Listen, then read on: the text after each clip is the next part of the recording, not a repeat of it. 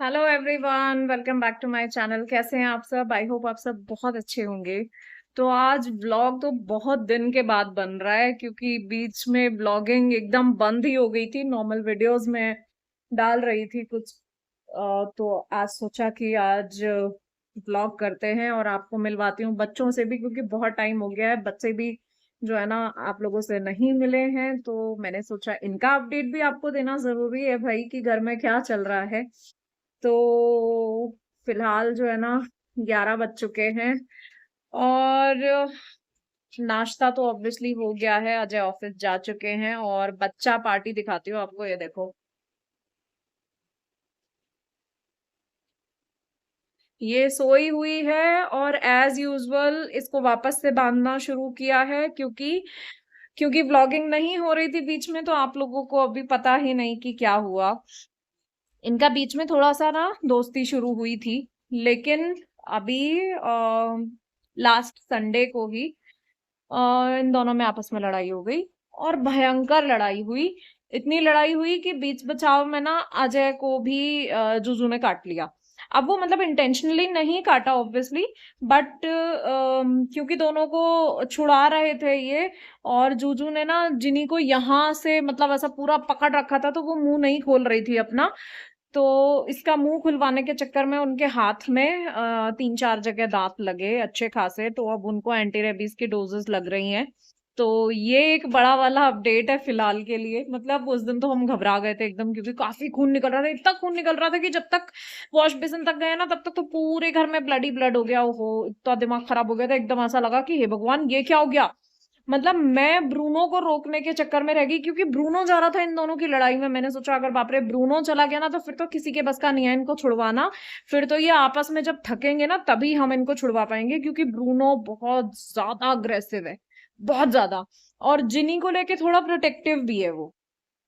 तो वो जूजू से तो क्योंकि उसकी दोस्ती है नहीं, जूजू को वो एकदम दूर दूर से कहता है कि भैया मुझसे बात मत करो ना, मैं तुमसे बात करूंगा। जूजू के साथ में उसका ऐसा वाला रिलेशन है कि स्टे अवे, है ना। तो ऐसा तो मुझे लगा कि अगर ये गया तो और गड़बड़ हो जाएगी। तो जब तक मैं ब्रूनो को संभाल रही हूँ, तब तक तो जूजू ने ये कांड कर दिया और अजय को लग चुकी थी। खैर, इसीलिए वापस अब उसको बांधना शुरू किया है कि भाई नहीं, अब तुम लोग नहीं मिलोगे, बात ही नहीं करोगे तुम लोग एक दूसरे से।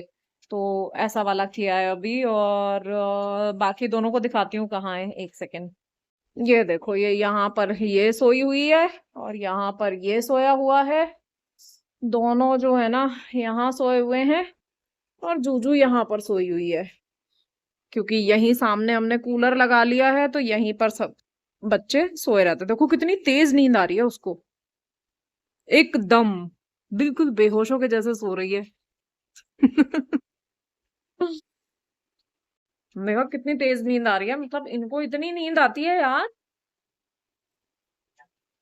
कोई काम नहीं है, कितनी अच्छी जिंदगी है, कोई काम नहीं।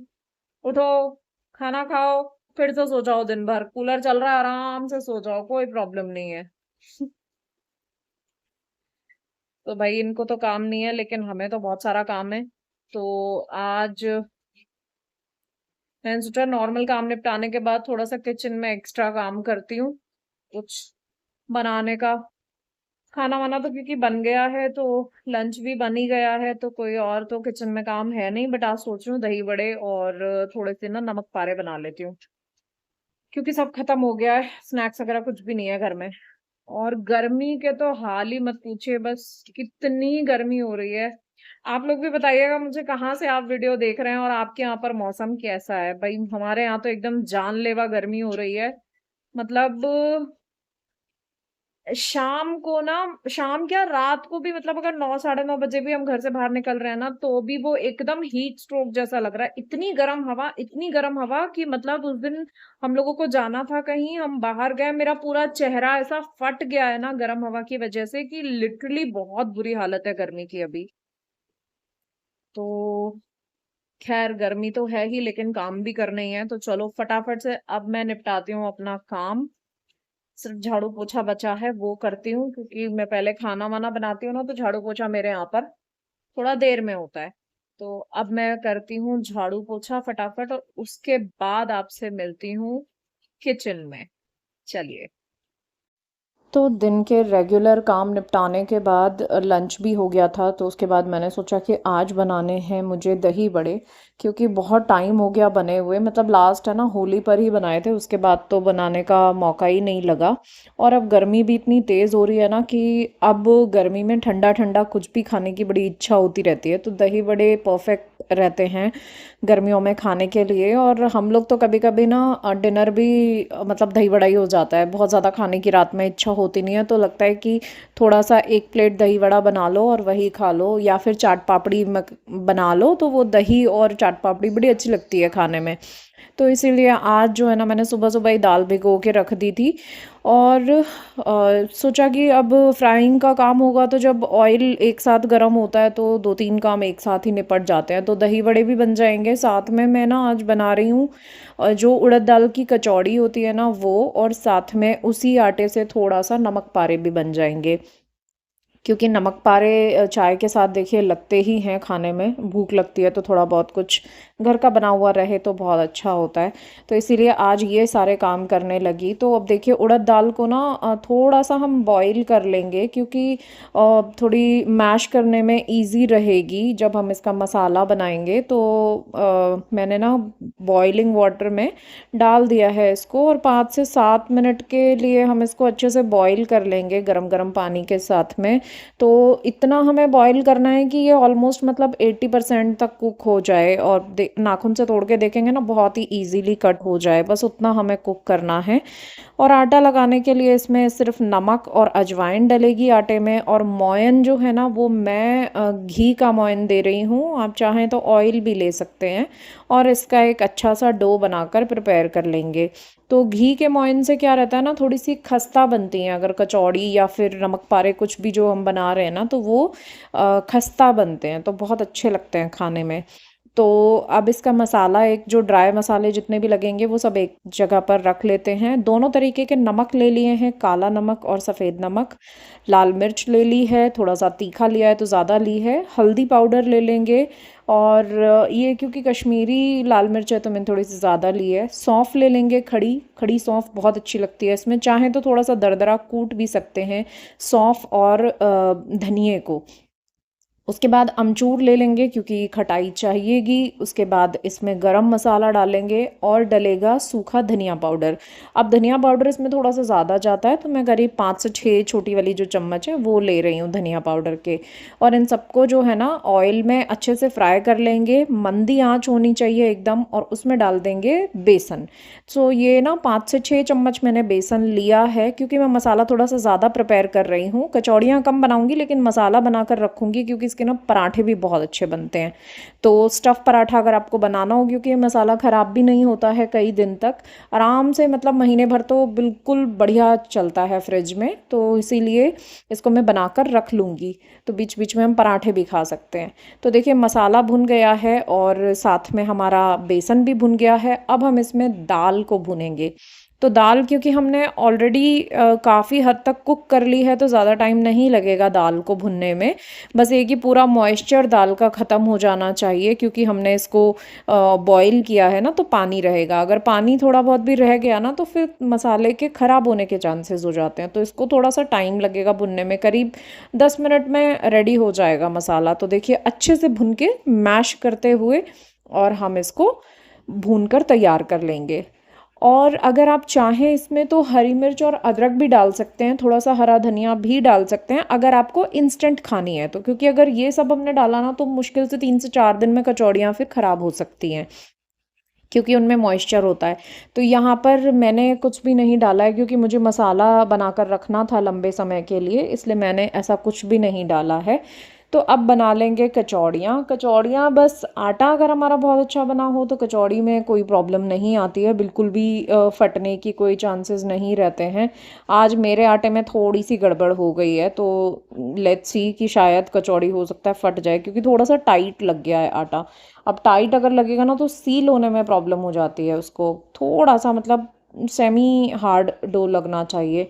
तो कोशिश तो कर रहे हैं, लेट्स सी, फिंगर्स क्रॉस्ड। कभी कभी ऐसी गड़बड़ भी देखिए हो ही जाती है, कितना ही आप परफेक्शन के साथ काम कर लें, बट स्टिल, क्योंकि ये चीज़ें हमारी रोज़ की बनाने की नहीं हैं, अब घर में कभी कभी बनती हैं, तो कभी कभी में गड़बड़ हो भी जाती है। तो देखते हैं कि कचौड़ी फटती है या नहीं। कोशिश तो पूरी रहेगी कि कचौड़ी नहीं फटे, बट अगर फट भी गई तो ठीक है, कोई बात नहीं, अपना ही खुद ही को खाना है, घर में ही खाना है, किसको प्रॉब्लम है। तो देखिए भर लिया है मैंने मसाला अच्छे से, और इसको हाथों से थोड़ा सा बढ़ा देंगे और हल्का सा बेलन लगा देंगे, बस थोड़ा सा बेलेंगे, ज़्यादा नहीं। कोशिश यही रहेगी कि कचौड़ी से मसाला बाहर ना दिखे। ये देखिए हल्की सी ना क्रैक आया है कचौड़ी में, हालांकि अंदर तक नहीं आया, सिर्फ ऊपर वाली स्किन थोड़ी सी क्रैक हुई है। और कचौड़ी बन तो अच्छी गई है, फटी नहीं है बिल्कुल भी, ये अच्छा हुआ है। तो चलिए, एक और चीज़ पता चली कि अगर थोड़ा सा भी आटे में गड़बड़ हो तो कचौड़ी में भी गड़बड़ हो जाएगी। तो मुझे तो ज़्यादा बनानी नहीं थी, 4 कचौड़ियाँ बनाई हैं बस अभी खाने के लिए, आलू की सब्ज़ी के साथ में बहुत टेस्टी लगती हैं ये। और साथ में मैंने थोड़े से नमक पारे बना लिए हैं उसी आटे के ना। मैंने सोचा कि भूख लगती है भाई आजकल, 3-4 बजे चाय अगर पियो तो उसके साथ में कुछ ना कुछ चाहिए होता है, तो इसीलिए उसके लिए थोड़े से नमक पारे बना लिए हैं।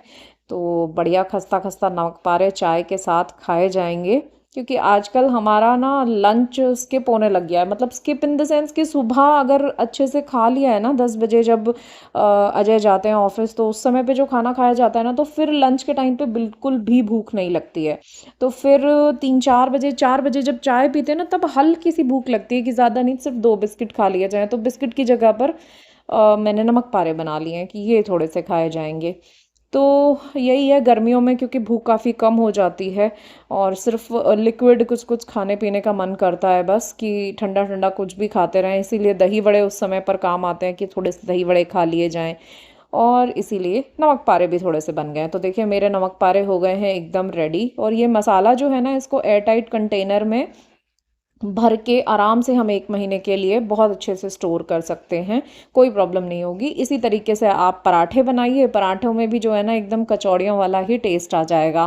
थोड़े से अच्छे घी में उनको सेक कर बनाएंगे तो बहुत टेस्टी लगते हैं। तो ये मसाला हमारा हो गया रेडी। इसी तरीके से मैंने ना डब्बे में भर के दही बड़े जो हैं वो भी रख दिए हैं, अभी उनको पानी में नहीं डाला है, जब खाने होंगे तब उनको पानी में डिप करके हम यूज़ कर लेंगे। और ये देखिए मेरी सब्ज़ी भी हो गई है एकदम बढ़िया वाली तैयार, और लगाते हैं प्लेट और भाई इंजॉय करते हैं कचौड़ियाँ। तो आई होप आपको ये रेसिपी पसंद आई होगी, और काफ़ी टाइम के बाद आज मैंने व्लॉग भी बनाया, तो आई होप आपको वो पसंद आया होगा। तो चलिए दोस्तों, इसी के साथ आज का वीडियो मैं यहीं पर एंड करती हूँ। आई होप आपको अच्छा लगा होगा। मुझे बताइएगा ज़रूर कमेंट सेक्शन में कि आपको अच्छा लगा या नहीं। मैं मिलती हूँ आपसे एक नए व्लॉग में, तब तक अपना खूब सारा ख्याल रखिए। गर्मी बहुत है, और थोड़ा सा जितना हो सके घर में ही रहें, बाहर ना जाना हो तो बिल्कुल ना जाएं, क्योंकि बहुत ज़्यादा गर्मी है, बहुत ज़्यादा टेम्परेचर हाई हो रहा है। बट अगर जाना पड़े तो जाना भी पड़ता है ऑब्वियसली। बट कोशिश करिए कि अपना खूब सारा ख्याल रखिए, खूब सारा पानी पीजिए, बॉडी को हाइड्रेट एकदम रखिए। तो चलिए दोस्तों, इसी के साथ मैं मिलती हूँ आपसे एक नए व्लॉग में। तब तक के लिए take care and bye bye.